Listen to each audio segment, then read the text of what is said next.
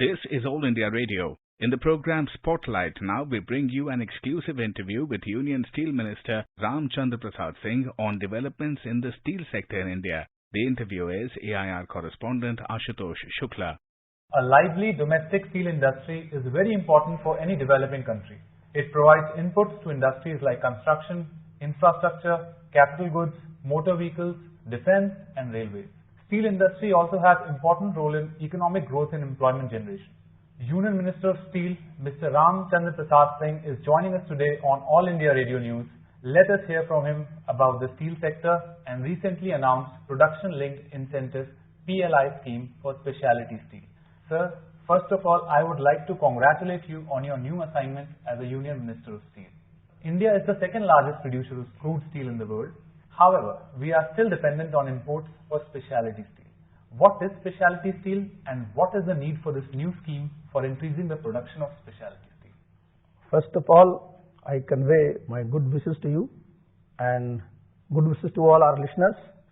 You are aware that recently the Cabinet under the leadership of our Honorable Prime Minister, respected Narendra Modi ji, has approved production-linked incentive scheme for steel sector for production of specialty steel.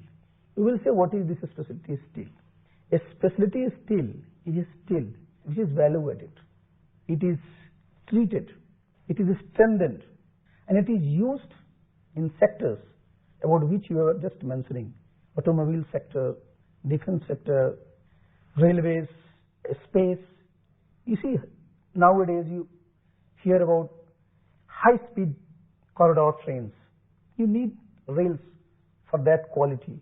You need coaches, you need wheels for that quality. And for that, you need a special quality of steels.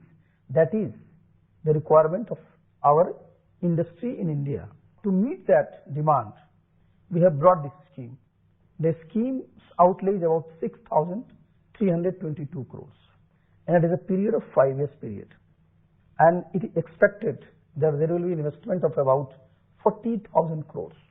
And we will be exporting about 5.5 million tons of steel, and we will earn about 33,000 crores. And India will be totally self-reliant in especially steel production. At present, as you are aware, we are producing only 18 million tons. But as our national steel policy, by 2030, we will be producing 42 million tons of specialty steel. And this scheme will help our producers. We will incentivize them, and they will infuse technology, they will bring finance to make this sector not only internationally competitive, but technologically also very update. So I am confident that this production-linked scheme will prove to be a game changer in the steel sector in this country. Present government has put a great emphasis on self-reliant India, Atmanirbhar Bharat. How will PLI scheme for specialty steel would further this objective? And what sectors would benefit if India becomes self-reliant in specialty steel? One of the major objectives of this policy is to substitute import substitution by indigenous production. We are importing about 4 million tons of specialty steel and spending about 30,000 above as foreign exchange to get these steels.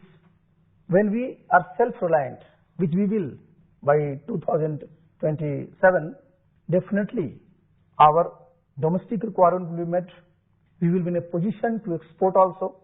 So this will be a win-win situation for industry and even for the country. We will no longer be depending on others for our quality steel production, and at the same time our sector like automobile sector, as you mentioned about railways, gas, there is a huge program for this gas distribution network. For that you need a special quality of pipes. So this policy will definitely help to produce the kind of steel which is required for this kind of production. What incentives would be provided under PLI scheme? How much investment this scheme is expected to attract? And would it even further the objective of Make in India? Yes, of course. As I told you earlier, that we are providing total outlay of 6,322 crores. And any company registered in India, they can apply for this. And a company will get the cap of 200 crores in a year. And in 5 years, of course, they can get 1,000. And this scheme will definitely give an impetus to Make in India. Because why? We will not be importing those things which can be produced in our own country. Country will be self-reliant, and definitely the Make in India, it is not only a campaign, it is a thought which will help indigenous production, which will give job to our youth. So definitely it is going to make a big dent in whole economic scenario in our country. Historically, steel sector has been an employment generator, particularly in the backward regions of the country. Would this new scheme provide employment boost? Yes, this will definitely provide employment to youth, and especially in backward areas. The total employability will be direct and indirect both, about 5.25 lakhs, and out of which 68,000 will be direct employment.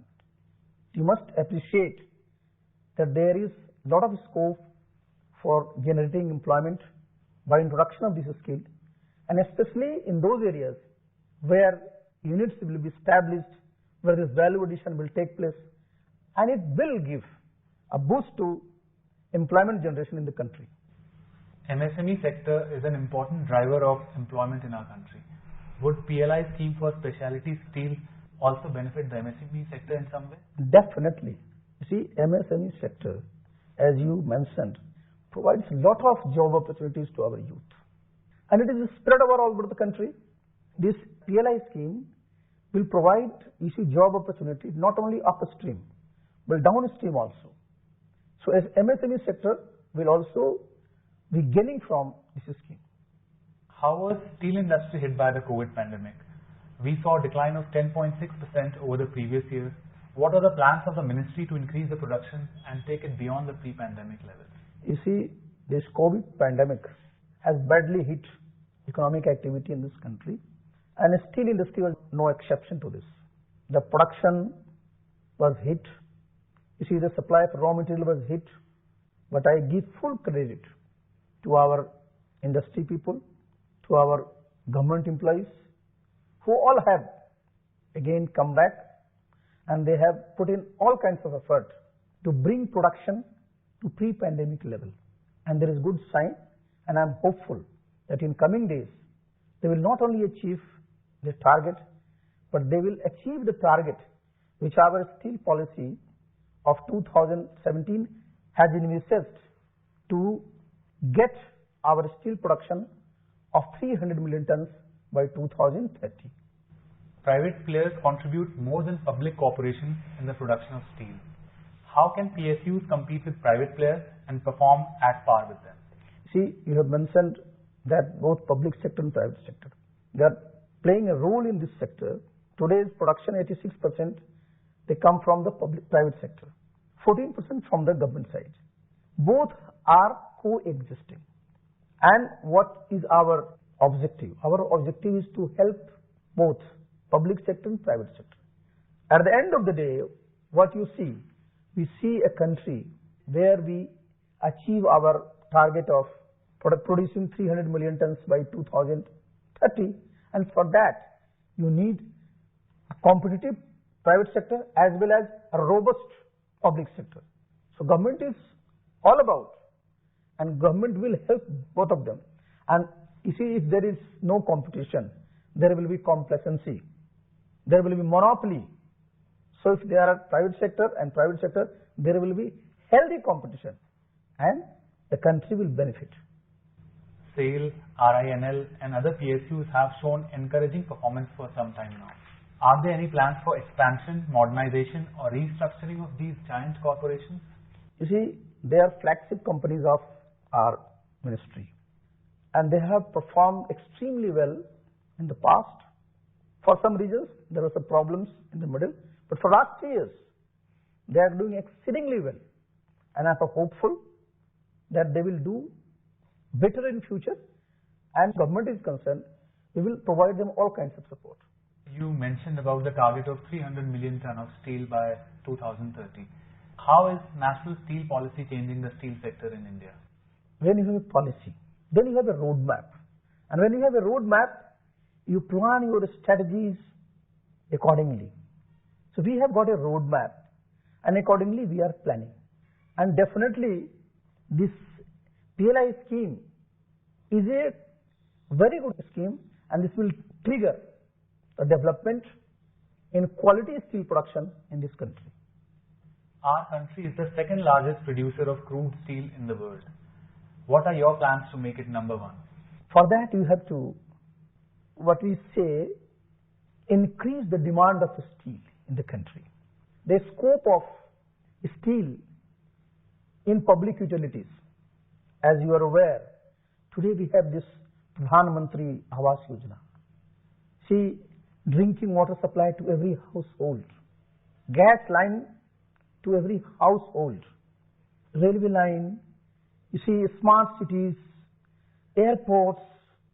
We have to emphasize upon people that steel is an alternative product for construction purposes also. Instead of bricks built houses, you can have this steel built houses, and this will be done in a very short period. So gradually the demand of steel will increase. Right now you see, we are definitely number 2 in the world, but as far as consumption is concerned, per capita consumption in India is hardly 70 kilo. And if you see the rural side, it will be hardly 10 to 15 kgs. And you check the case of Korea, it is more than 1000 kilos. So definitely we have to, you see, push the demand. And as you are aware, that steel is a green product. From environmental angle, it is a green product because it can be recycled. So we must emphasize the importance of steel, and we must propagate about its utility in other areas also. And definitely when the demand will increase, the production will also increase. And ours is a huge country. Our demand will be very huge. And our aim is to become self-reliant, to give impetus to Make India. And with these objectives, definitely we will achieve one day number 1 position in the world. What are the major achievements of the present government in the steel sector? We are producing right now 102 million tons of steel. This itself is a big achievement. And as you are aware, we are bringing this PLI scheme. This will further give boost to, you see, specialty steel production that will reduce demand of import. It will encourage our production. Our export will also increase and give employment to, as I mentioned you, more than 5 lakhs youths. So these are all good achievement for the government, and for that we definitely give credit to our Honorable Prime Minister Adharaniya Narendra Modi ji. What is your outlook on the future of steel industry in the world in general and India in particular?